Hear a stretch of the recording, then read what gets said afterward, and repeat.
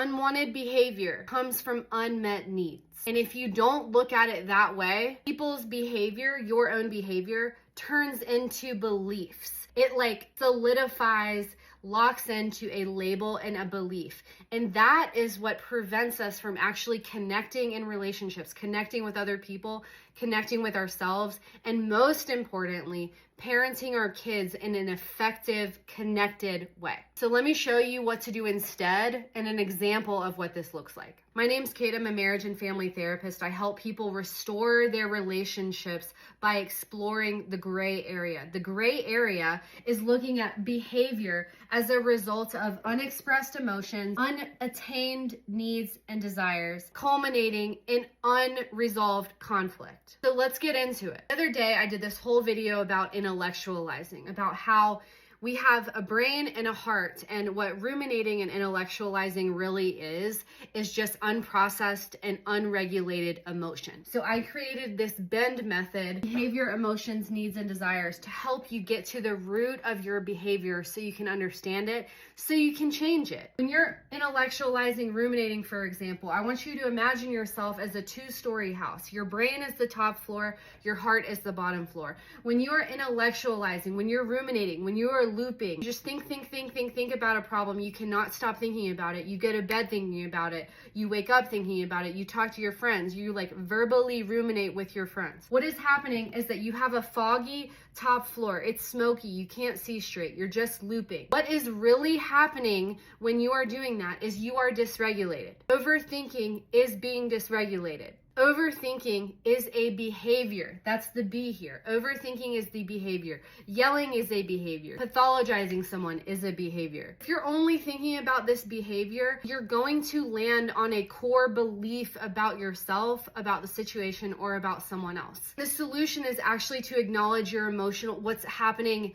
emotionally for you at this time. Here's an example. Last night, my 1-year-old, and she went to bed around 7 o'clock, and then she woke up at 9:30, and my husband and I, we split the night shift. And last night she woke up, and I thought like, oh, I'll just settle her and I'll just put her down. No. Other parents, no. No, that was not the case. And my shift was until 2. And then my husband takes over. And so last night I was, it's 9:30. I'm rocking her. I'm like, oh, whatever. She can sit in bed with me. I'm not going to bed yet anyway. So I'm sitting there with her. She's not going to bed. She's not going to bed. An hour goes by. She's not going to bed. I'm like, okay, I'm enjoying this time. I'm up anyway. So this is the behavior, okay? I'm noticing my behavior. I'm fine. I love spending time with her, especially one-on-one time with her, especially at night when we're just chilling in bed. I'm watching TV. It's really not that big of a deal. I'm not being like inconvenienced anyway. I don't necessarily have unmet needs. Then she's up at 10:45. She's up at 11:45. She's up at 12:45. And I notice myself like between 11:45 and 12:45 start to get angry. I start to get frustrated. Like she's not playing with her toys anymore. She's just fussy. Then I start getting so tired and I'm like, oh my gosh, what do I do? But I can't go to sleep obviously if she's up. So I'm noticing myself getting frustrated. I'm noticing myself huffing and puffing. She's fussing, she's crawling over me, and I notice myself getting mad at her, thinking thoughts that are mad about her. Why can't she go to sleep? What is going on? And in the meantime, I'm obviously like, I'm thinking about her behavior in this way. I'm like, what does she need? What is she feeling? What does she need? And I'm like, she could be teething. She has a stuffy nose. She could be sick. What does she need? I give her some medicine. So I'm doing this with her. And as parents, we're usually good about this. We're usually good about like seeing, especially our babies. This is harder with adult kids.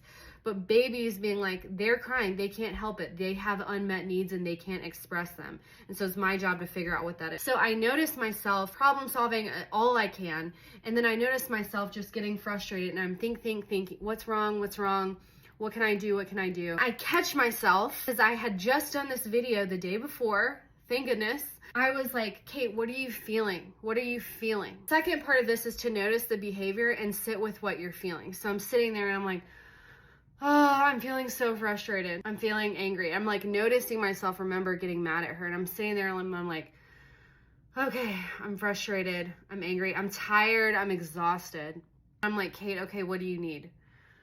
And as I'm sitting here, I'm realizing like my anger at her was just because of my own needs. Cognitively, we don't have access to that information when we are dysregulated. We do not have access to that information. So you have to feel it and you have to like sit with it for a second and let things come. So I'm like, oh, and then it dawns on me literally from this emotional place, from this authentic, wise place. Like, Kate, she's 1 year old. She's going through something. This isn't about you. You just need to take care of yourself. This isn't about you. She may be up for a couple more hours. You don't know. I'm like, okay, Kate, what do you need? Let me go get one of these. Do I need a snack? Like, do I need to go to the bathroom? So I'm changing my focus from her to me.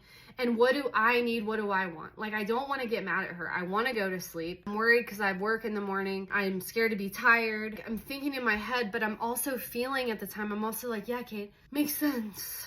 Makes sense. And so I'm like, do I need to wake my husband up early? Like, am I at my limit? Gotta put things down for a second if you're at your limit. So I'm like, you know what? We agreed on 2, but this is a different scenario. Like, I'm gonna be flexible here. She's been up for 4 hours. I'm gonna wake him up at 2, but it's 1:15. I'm like done. I'm like at my limit. He's gonna understand. We know between each other that like when we hit our limit, it's like no questions asked kind of. Then I go to sleep. He takes care of her. She goes right to sleep as soon as he takes care of her, of course. Problem solved. I'm not mad at her. I didn't do anything that I would regret with her. I feel good with myself. My husband and I are connected. We're all on the same page. All is good. The reason that this is all good is because I looked at my behavior and I asked myself what I was feeling. And that way I could ask myself what I needed and I could actually meet those needs. If you don't see your kids' behavior this way, if you don't see your own behavior this way, these behaviors are going to turn into beliefs. In my head, I'm going to say, oh, my daughter is this is just her being difficult. This is just her being difficult. Or this is just me being a bad mom. When you don't feel things, your feelings become facts because you're not actually processing your feelings. The point of processing things is to figure out what you need and what you want in a situation so you can actually problem solve. So you have a direction to go. And so you don't like write people off, label people, pathologize people, and be disconnected.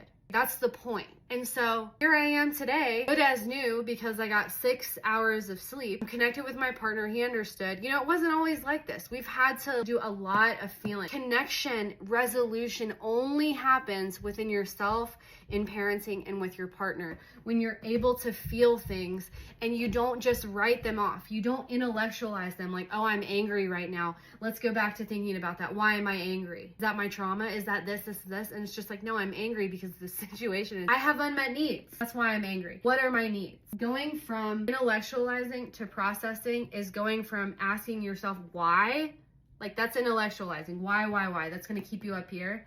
To what are my needs? What are my needs? What do I want here and what do I need? This takes time, it takes practice, but this is the most important skill you can have to be connected with yourself and in your relationships.